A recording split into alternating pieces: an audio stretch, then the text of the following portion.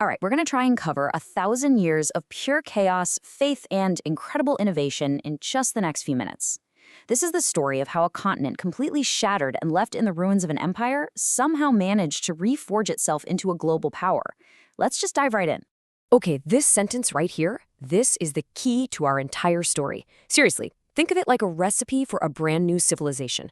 Everything we're about to talk about comes from these three powerful forces colliding, mixing, and ultimately creating something the world had never seen before. So before we can understand how this new world was built, we've got to see how the old one completely fell apart.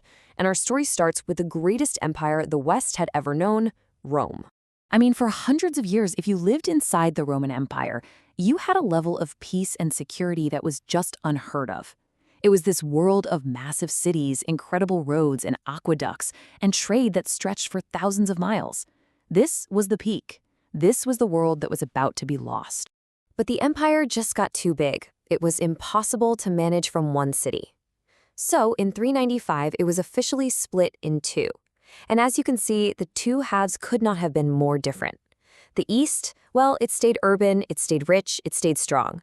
But the West, it was already becoming poorer, more rural, and a lot more fragile. And that weak Western Empire, it just couldn't hold on. Germanic tribes, who the Romans just called barbarians, started pouring across the borders. The defenses were breached, and Roman authority just kind of melted away. Then, in 476, you get the final nail in the coffin. The last emperor, who was really just a kid with no power, gets kicked off the throne. The Western Roman Empire was officially gone. And what happened next was devastating. I mean, the basic systems that hold a society together, they just disappeared. People fled the cities, trade networks completely vanished, and being able to read and write became incredibly rare. This is where the term Dark Ages comes from. The world became fragmented, local, and really, really poor. But, out of all that chaos, a new kind of order had to be built. It wasn't going to be a centralized empire like Rome. It was something totally different, something forged in an age of constant danger and insecurity.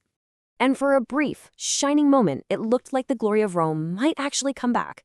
This incredible king, Charlemagne, united most of Western Europe and was crowned emperor.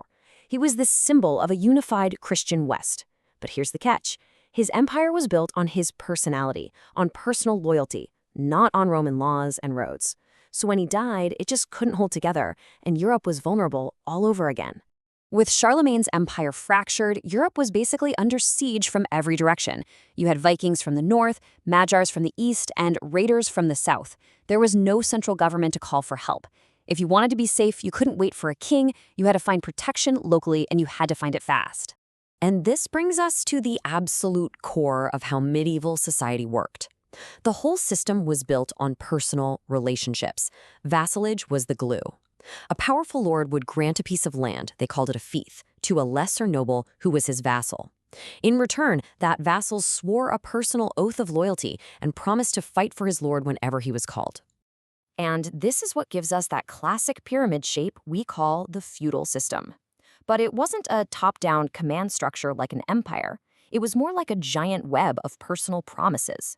You had a warrior class of nobles, ruling from their local castles, controlling their own knights and land.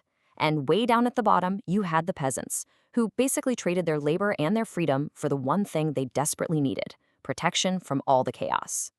So for centuries, Europe was fragmented and basically playing defense.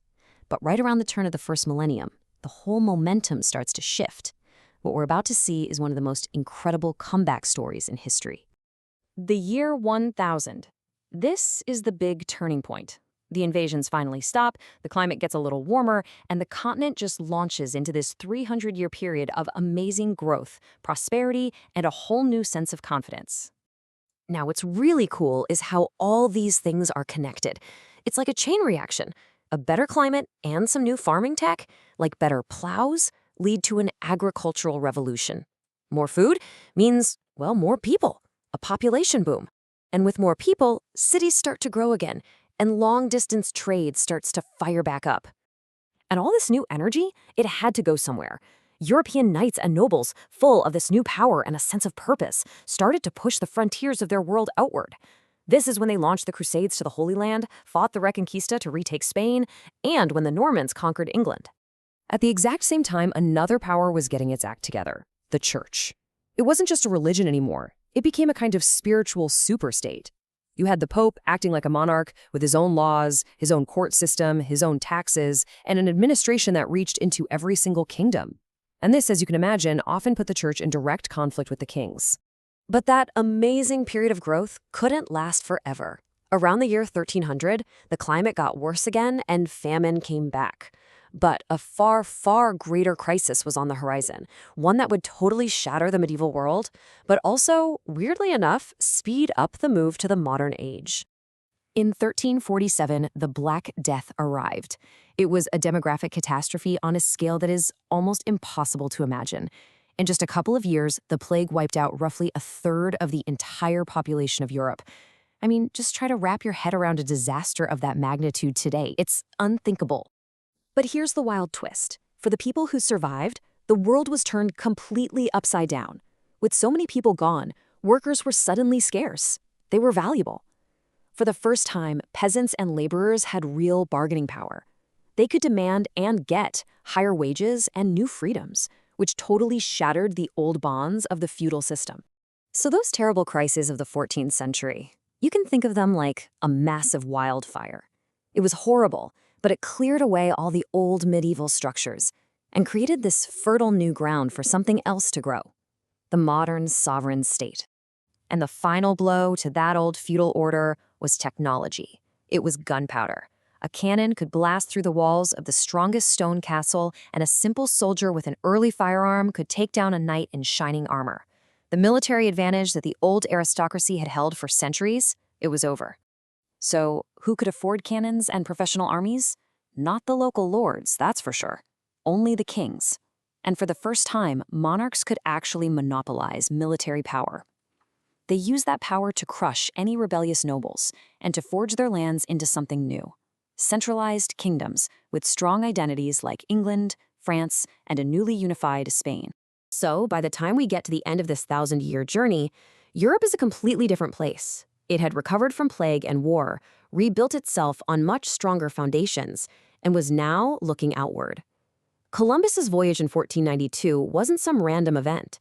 It was the logical next step for a continent that was now centralized, technologically capable, and very, very ambitious. Which leaves us with this one final fascinating question. A question that would really define the next 500 years of world history. How on earth did a continent, once shattered into 1,000 pieces, manage to forge the tools, the technology, and the sheer ambition to go on and dominate the globe?